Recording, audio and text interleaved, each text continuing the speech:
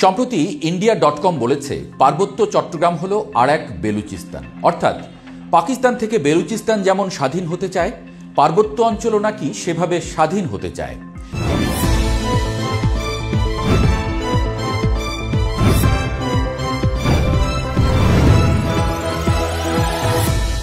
নিবেদিতা দাস লিখিত রিপোর্টটিতে আরও বলা হয়েছে, বেলুচিস্তানের মতো পার্বত্য চট্টগ্রামও খনিজ, বন ও বিচিত্র সম্পদে সমৃদ্ধ একটি অঞ্চল। পাকিস্তানে বেলুচিস্তানের মতো চট্টগ্রামেও বাংলাদেশের বিরুদ্ধে সংগ্রামের আওয়াজ বাড়ছে, অর্থাৎ পার্বত্য চট্টগ্রাম বাংলাদেশের বেলুচিস্তানে পরিণত হচ্ছে বলে গণমাধ্যমটি বলছে। এদিকে আবারও ঘরের কাছের আসামের মুখ্যমন্ত্রী হিমন্ত বিশ্ব শর্মা বলেছেন, বাংলাদেশের চিকেন স্নেক আসলে দুটি। এই মন্তব্য করেই তিনি থামেননি, বলেছেন রংপুর আর চট্টগ্রাম বাংলাদেশ থেকে বিচ্ছিন্ন হতে পারে। আর এই সব আলোচনার মধ্যেই খবর এলো, চট্টগ্রামে জব্দ হয়েছে হাজার হাজার কুকি চীনের ইউনিফর্ম। জাতীয় দৈনিক দেশ রূপান্তর বলছে, কয়েক ধাপে জব্দ করা পোশাকের সংখ্যা ছাড়িয়ে গেছে 30,000।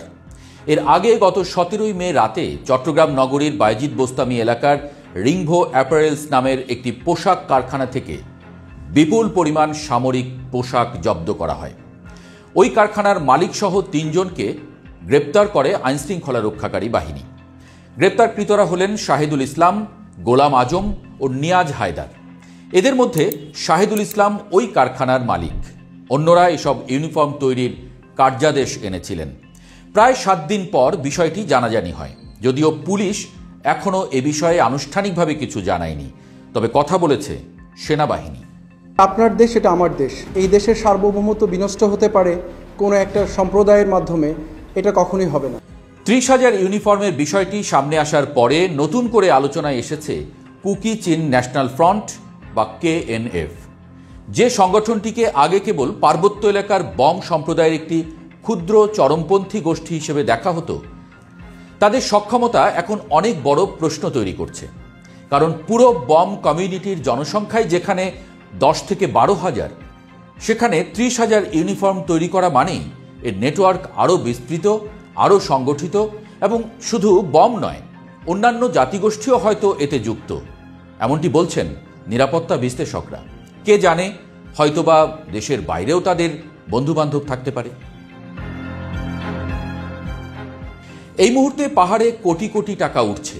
জব্দ হওয়া ইউনিফর্মগুলো তৈরির জন্যই নাকি 2 কোটি টাকার চুক্তি হয়েছিল।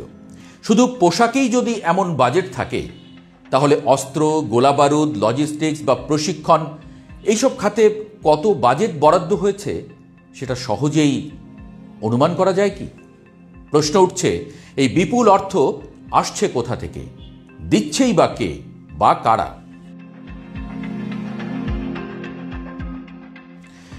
এখানে এসেই যায় আন্তর্জাতিক ষড়যন্ত্রের সন্দেহ। মিয়ানমারে চলমান সংঘাত, ভারতের উত্তর পূর্বাঞ্চলে কুকি বনাম মেইতেই দাঙ্গা এবং একই সঙ্গে পার্বত্য চট্টগ্রামের ভিতরে KNF এর মতো সংগঠনের উত্থান, সব মিলিয়ে এটা এখন আর স্থানীয় কোনো বিচ্ছিন্নতাবাদ নয়, বরং রিজিওনাল জিও পলিটিক্সের অংশ হয়ে উঠছে বলে বিশেষজ্ঞদের ধারণা। বিশেষজ্ঞরা বলছেন, KNF শুধু অস্ত্রধারী গ্রুপ নয়, এটি এখন একটি সংগঠিত মিলিটারি ফোর্সের রূপ নিয়েছে। প্রশিক্ষণ, রিক্রুটমেন্ট, লজিস্টিক সাপোর্ট সবই একদম মিলিটারি স্টাইল। যেভাবে পোশাক তৈরি হয়েছে তা দেখে অনুমান করা যায় এগুলোর পরিকল্পনা হুট করে করা হয়নি। এর পেছনে মাস্টার প্ল্যান এবং লম্বা সময় ধরে প্রস্তুতি রয়েছে। জানা যায় KNF মূলত বম, পাংখোয়া, লুসাই, খুমি, ম্রো ও খিয়াং জাতিগোষ্ঠীর প্রতিনিধিত্বকারী একটি সশস্ত্র সংগঠন, যা 2017 সালে নাথান বমের নেতৃত্বে প্রতিষ্ঠিত হয়। তবে ম্রো, লুসাই, খুমি, খিয়াং এবং পাংখোয়া জনগোষ্ঠীর কেউ KNF বা অন্য কোনো জঙ্গি গোষ্ঠীর সদস্য নয় বলে ওই গোষ্ঠীগুলোর নেতারা জানিয়েছিলেন। নাথান বম ঢাকা বিশ্ববিদ্যালয়ের চারুকলা অনুষদের সাবেক একজন শিক্ষার্থী এবং পার্বত্য চট্টগ্রাম জনসংহতি সমিতির ছাত্র সংগঠন পাহাড়ি ছাত্র পরিষদের সাবেক সদস্য। তিনি 2008 সালে কুকি চীন ন্যাশনাল ডেভেলপমেন্ট অর্গানাইজেশন প্রতিষ্ঠা করেন, যা পরবর্তীতে কুকি চীন ন্যাশনাল ফ্রন্টে রূপান্তরিত হয়। কেএনএফ পার্বত্য চট্টগ্রামের রাঙামাটি জেলার বাঘাইছড়ি, বড়কল, বিলাইছড়ি এবং জুরাছড়ি ও বান্দরবান জেলার রুমা, থানচি, আলীকদম এবং রোয়াংছড়ি উপজেলা সহ মোট 9টি উপজেলার জন্য একটি স্বায়ত্তশাসিত অঞ্চল গঠনের দাবি জানিয়েছে বলে সংবাদ মাধ্যমে এসেছে।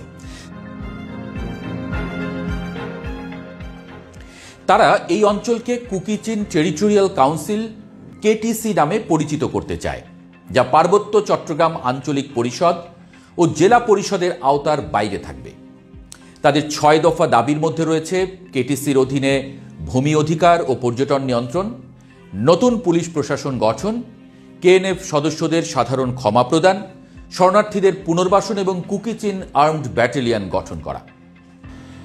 কেএনএফের অর্থায়ন এবং অস্ত্রের উৎস নিয়ে প্রশ্ন উঠেছে। তারা মিয়ানমারের কাচিন রাজ্য এবং ভারতের মণিপুর রাজ্যের বিদ্রোহী গোষ্ঠীগুলোর সঙ্গে সম্পর্ক বজায় রাখে বলে অনেকে বলেন। এছাড়া KNF Jamaatul answer feel Hindal সার্কিয়ার মতো জঙ্গি সংগঠনের সদস্যদের প্রশিক্ষণ দিয়ে অর্থ উপার্জন করেছে বলেও জানিয়েছে নিরাপত্তা বাহিনী। এরই মধ্যে নতুন করে উদ্বেগ তৈরি করেছে আরাকান আর্মির প্রবেশ। মিয়ানমারের এই বিদ্রোহী গোষ্ঠী এখন বাংলাদেশে হরহামেশা অনুপ্রবেশ করছে। এমনকি সামাজিক যোগাযোগ মাধ্যমে ছড়িয়ে পড়া ভিডিও ছবিতে দেখা যাচ্ছে তারা এখানে এসে বিয়ে করছে, সংসার করছে, এমনকি স্থানীয়দের সঙ্গে মিশে যাচ্ছে। তাদের অনেকেই কুকি চিনদের সঙ্গে মিলে চলাফেরা করছে।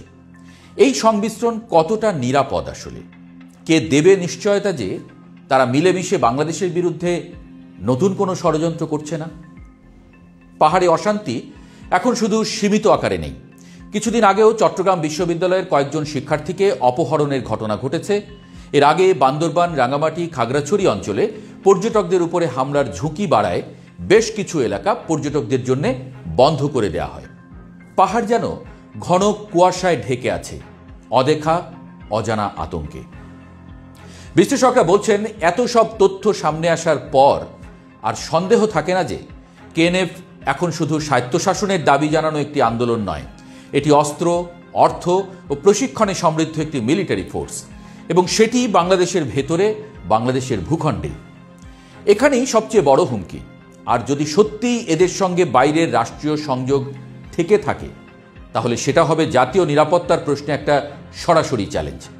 তারা বলছেন, পাহাড়কে ধরে রাখতে হলে সর্বোচ্চ সতর্ক হতে হবে বাংলাদেশকে, নয়তো ঘোর বিপদে পড়তে পারে এই অঞ্চল।